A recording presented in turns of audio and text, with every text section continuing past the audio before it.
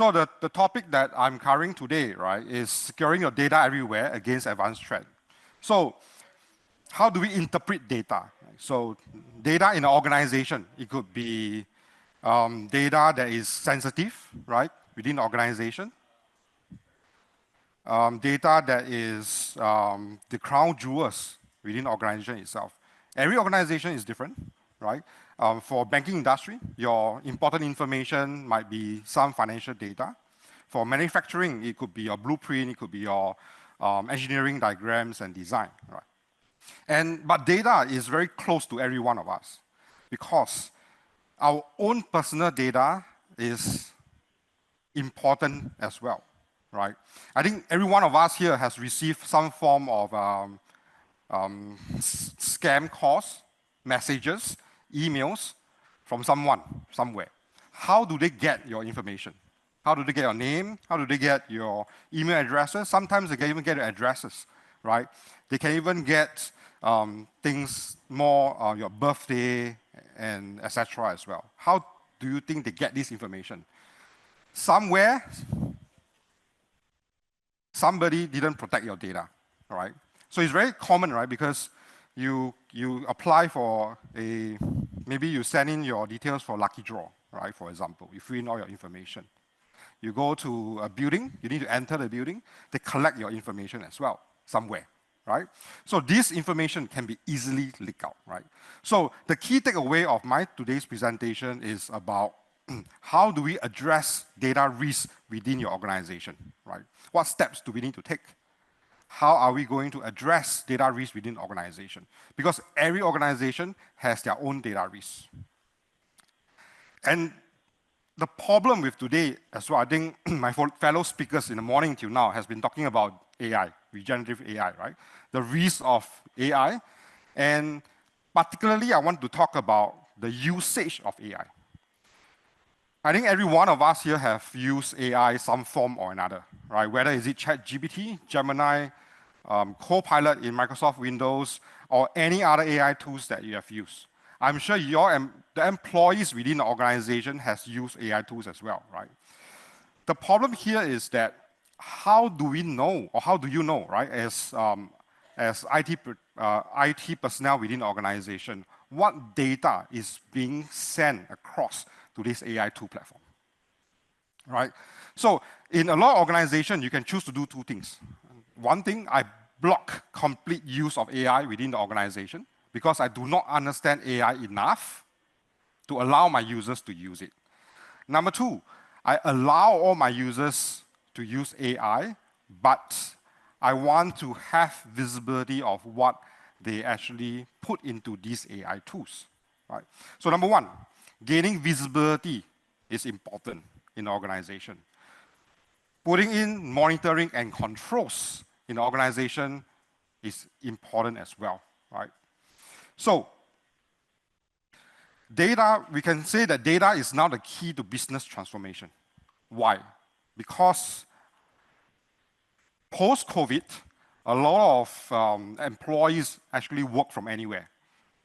All of us, we work from home, we work from, when we go overseas, we work in hotels, we work in cafes, everywhere, right? And with the explosion of the usage of cloud application as well, a lot of organizations have moved their data to the cloud as well, right? Whether is it Microsoft 365, Google Workspace, Salesforce, any kind of cloud application. Because now it enables us to access this data from any device, anywhere. So the question really now is that, what kind of data do the organization have? And where are they located? Nobody can answer this question. Even ourselves, right? Our data can be anywhere as well. Take for example, my data in my laptop, right? In my laptop, I have uploaded my data to various places. I don't even remember where I uploaded them to. It could be OneDrive, it could be Google Drive, it could be my corporate SharePoint. It could be anywhere, right? So that is the problem that a lot of organizations face today because of the widespread of use of this cloud application, and with the usage of data, we do not know where are the data located today, right? And that is very risky because we do not know this data, whether they are malicious, sorry, whether they are sensitive to the organization or not sensitive to the organization, right? And a lot of organizations also collaborate, right, with external contractors, with partners, right, with even their customers as well, right? So it's important to actually have visibility on where all your data are located, what kind of data are those, are they sensitive in nature, right, and how do we monitor and secure it, right? So that is a key thing that a lot of organizations need to look at today, right, especially data. And why do we need to do it? Data is the bloodline of every organization. And as well, of course, a lot of industries need to adhere to specific legislation in every country, right? In the Philippines, in Singapore, in Malaysia, in Thailand, in the European Union, in USA.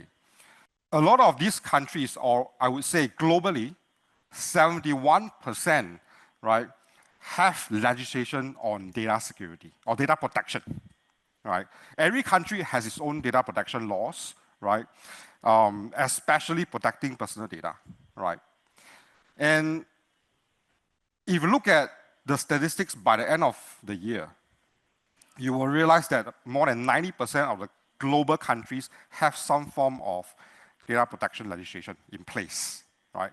So a lot of organizations are also are also scrambling, right? How do I actually have an effective data protection strategy in place in my organization? What do I have to do?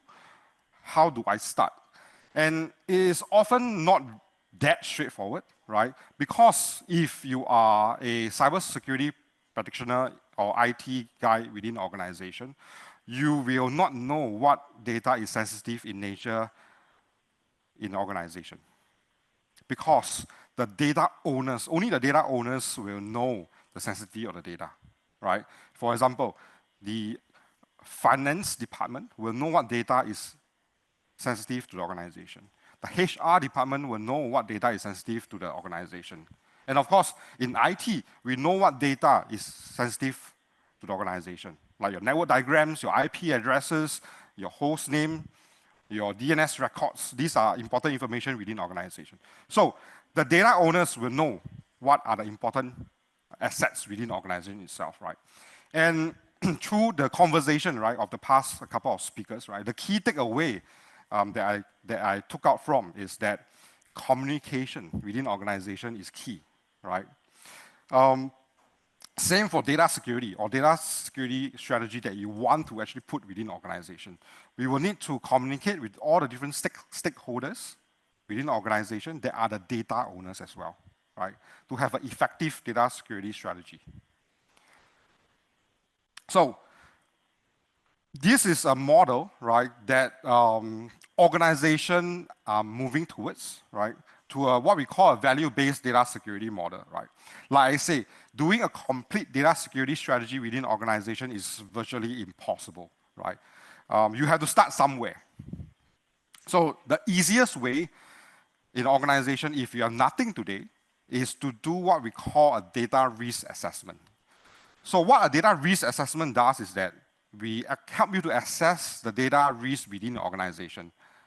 And how we do it is, or how organizations do it is that we want to first ascertain where are these data located, number one. What are those data that we have found in your data store? Who has access to this data, right? And what are the legislative implications that this data would have if they are exposed, right? Take for one very typical, simple example, right? The normal employee, he handles, he's in the HR department, right? He handles employees' records within the organization itself. So this person decided to just upload the employees' records to a shared drive, right? Because he wants to share it across to his colleague, right, for some data entry work. So unknowingly, this particular user actually upload that Excel spreadsheet containing hundreds and thousands of employee records to his own personal file share, right? And after that, his credential actually got leaked, right? and the file was actually being stolen, right, by someone else. And it's a very common thing that every one of us do, right? Because the ease of use of this cloud application allows us to increase productivity, but we cannot neglect the security piece of it, right? So we need to put in place what we call data security governance, right? So data security governance is that in organization, we need to decide what we need to do to reduce data risk within the organization, right? And of course, the organization typically will have a data security steering committee, including usually it involves the legal team as well, right? Because when a data leak happens, typically it actually involves some form of legal advice from the legal team, right? And of course, we can start off with data discovery, data classification, the main data loss prevention solution in place within the organization, and extend these data loss prevention policies across all the different channels that the users will interact with, right? So on a daily perspective, right, the most used form of communication every day is two things: emails, right, and messaging tools. Right, messaging tools can be Microsoft Teams, it can be Slack, it can be WhatsApp, it can be messages, SMS, or any kind of messaging platform that you use. So this tool is the most commonly used messaging platform that we use daily, right? So these are also the two most important channels that we need to monitor and protect as well, right? And of course, there are a lot of other channels that we should actually monitor as well. All right, so there's a term for this actually, right? We call it DSPM, or Data Security Posture Management. And this data security posture management is something that is up and coming. You will probably see more and more of this in the coming months, in the coming years, right? And Gartner has also spoken about DSPM, Data Security Posture Management. So data security posture management is actually a life cycle, right? It involves a lot of things. It involves access management to data. It involves mitigating of data risk, right, in terms of data discovery, classification, prioritizing data risk, monitoring, and protection as well, right? So these are the six most common risks that organizations face, right? Starting with access risk. Access risk means that who has access to those data, right? Whether is it a SharePoint folder, whether is it a file within a SharePoint folder, we need to access who has access to that particular data itself, right? I mean, it's easier said than done, right? Because in a lot of times, it's also prone to human error, right? I can just always grant access to a specific folder to everybody in the organization, or to be a specific group in the organization. We need to have information on each and every file share within the organization who has permission to this, right? Whether is it appropriate or not, then we will mitigate the risk. And of course, cross-border risk is that if you have offices throughout the world or throughout Asia itself, right? Whether or not it is viable for those data to be residing in those countries, right? This will, of course, infringe certain laws within the country as well, right? Whether certain data can reside in certain regions or certain countries in the world as well. And we have duplication risk, right? So duplication risk is a rather common thing, right? Because as humans, we tend to want to duplicate certain information. Take for a very easy example, right? If I have a document, right, and I want to create a new document based on the data that I see, I'll just copy and paste certain information and put in my own information. That is duplication of data or sensitive data, right?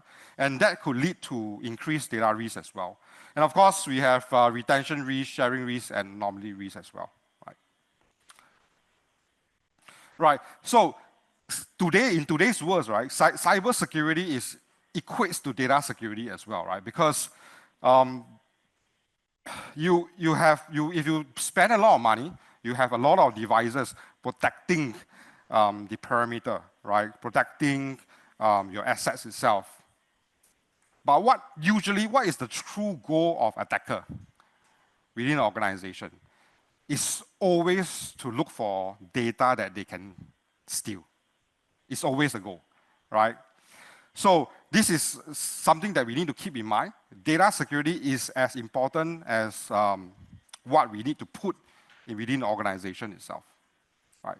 So you will see a convergence, right, in terms of data policies and network policies because they are very closely related, right, in terms of the movement of the traffic, the data, and the people as well, right? So with that, thank you very much for your time, right? So I hope you have learned something new today. Thank you.